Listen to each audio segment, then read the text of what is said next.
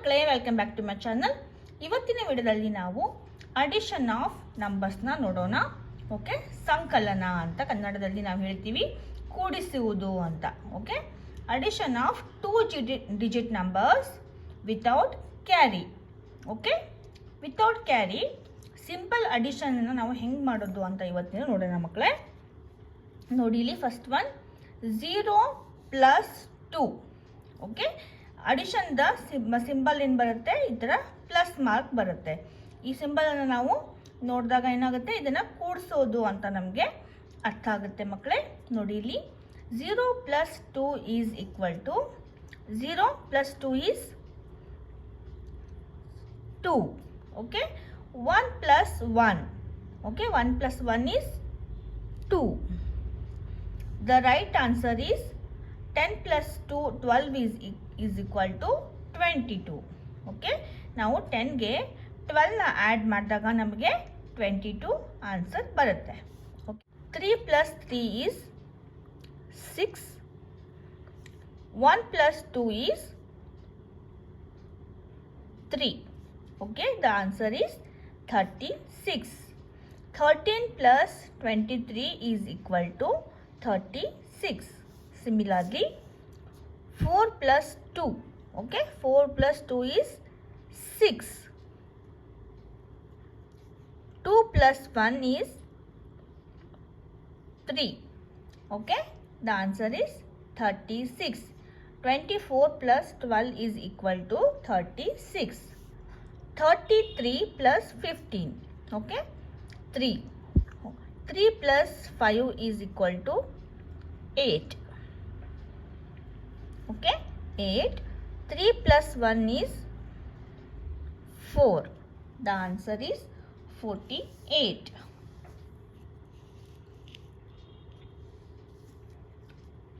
16 + 53. 6 + 3 is equal to 9.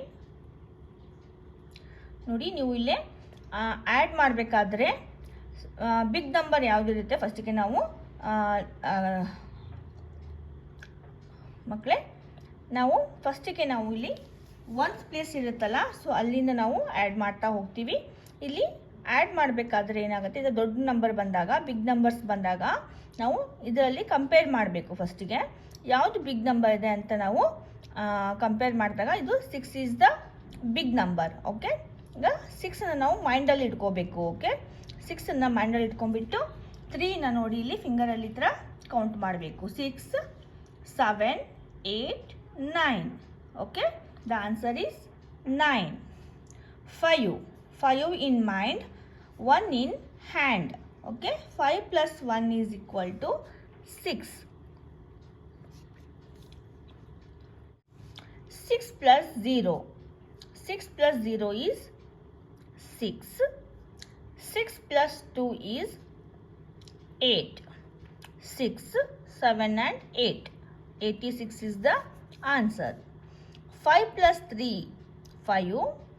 6, 7, 8. Okay, 8. 5 + 3 ಎಷ್ಟಾಗುತ್ತೆ, 8 ಆಗುತ್ತೆ. 7 + 2, 9. 7, 8 and 9. Okay, 8, 9. 98 is the answer. 98 is the right answer. 4 + 5. 5.